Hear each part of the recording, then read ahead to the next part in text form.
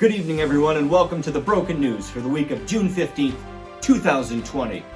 Tonight, Mike Logan breaks down the complicated question, is blackface ever okay? Charlie settles live from Minneapolis to cover the cleanup effort happening on the street. Meteorologist Ben Macks with weather? I don't know, who knows? Probably gonna storm. And this week's edition of the Broken News is brought to you by new sponsor AntifaQuil. Is it right for you? I'm Matthew Zarilli, and we bring you all the news that's broken.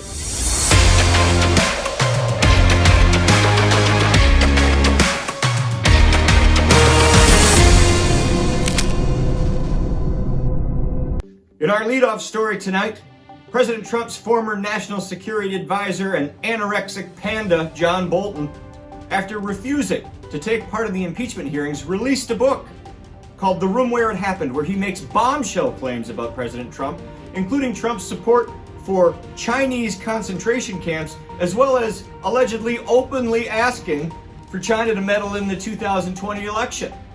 When reached for comment, the American people said, "Once again, things that could have been brought to my attention yesterday!" "Thanks for speaking up, John. So brave." The state of race relations in the United States continues to reach a boiling point. Recently, a group of Instagram influencers from all over the world posted images of themselves in blackface, claiming it was their way of, quote, showing solidarity with the Black Lives Matter movement. After much backlash, many of these models said, "We just did not understand the significance of blackface in the American South." Well, we're joined tonight by our correspondent Mike Logan, who's going to take a deep dive into this complex issue and finally answer the question for us, is blackface ever okay? Mike? No, never. Okay, yeah, I mean, that's what I thought too. Okay, couple more. Just couple quick ones. What if you've got a really good black friend? How about that? Nope. Yep. Yeah. Now that you say it, How about this? What if you've seen every episode of The Wire? No. Yep. No, I get it. No, makes sense. How about this? What if you're in a stage adaptation of Mary Poppins? You're playing the chimney sweep. You got a hot date after the show. Don't have time to take a shower. Does that? Anything? No. No, not at all. Clearly, we haven't quite answered this question yet, so we'll keep checking back in with you, Mike. But we're going to toss it right now to the streets of Minneapolis. We have our correspondent Charlie Settles out there on the ground, who's going to highlight the cleanup efforts that are happening out there right on the street in Minneapolis. Charlie? All you see in the mainstream media is the riots and the fires and the negative news. But you don't hear about the community cleanups, the food donations, and the good vibes spreading throughout the community. So I figured I'd do my part as a great person by helping out in my own community. To help with the cleanup, I made my idiot roommate do the dishes. And to help with food donations, I donated to the person who needs it most, which is me. Thanks, Matt. Back to you. Thanks, Charlie. It's good to see you getting involved. We'll be right back after these messages from our sponsor. Oh, hi! Recently, I found myself on social media believing that maybe white privilege is a real thing, or that black lives do matter. So I talked to my doctor about AntifaQuil. AntifaQuil is a once-daily drug meant to cure you of persistent empathy, a pulse, the ability to process human emotions, and LaCroix cravings. AntifaQuil got me back to my old self. Once again, I sit on the couch drinking Coors Light yelling "hell yeah" while watching Tucker Carlson. Possible side effects of AntifaQuil include diarrhea of the mouth, restless boogaloo, cholera, type 2, 3, and 7 diabetes, sudden t-shirt tucking.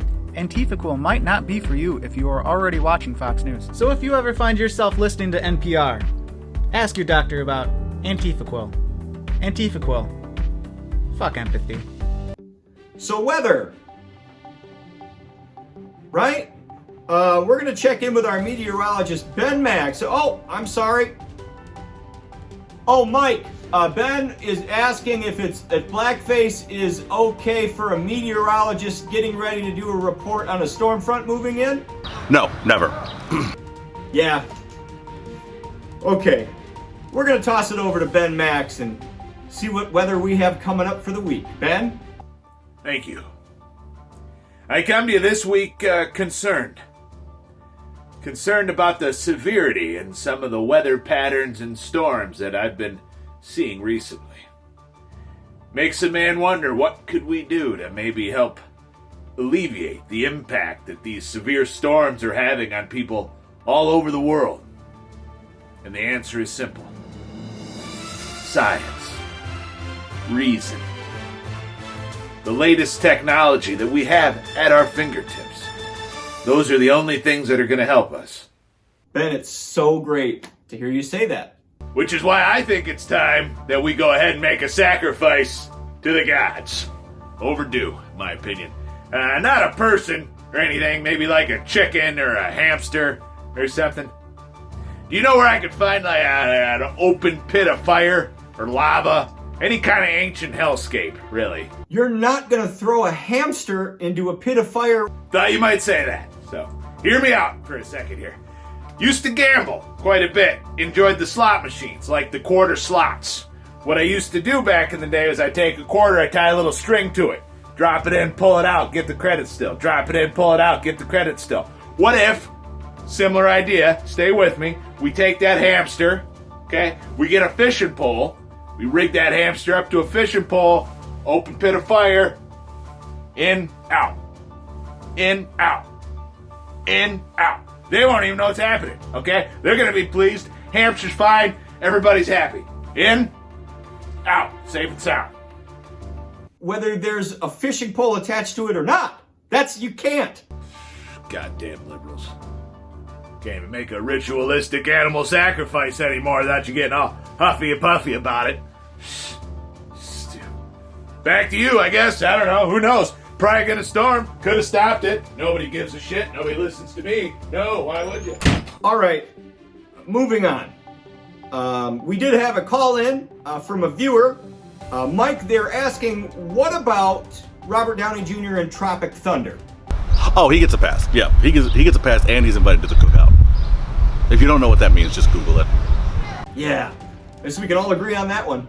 Well, that'll do it for the broken news for the week of June 15th, 2020. Take care of yourselves out there. Don't forget to tune in next week. And if you're at a rally in Tulsa, Oklahoma this weekend, don't worry.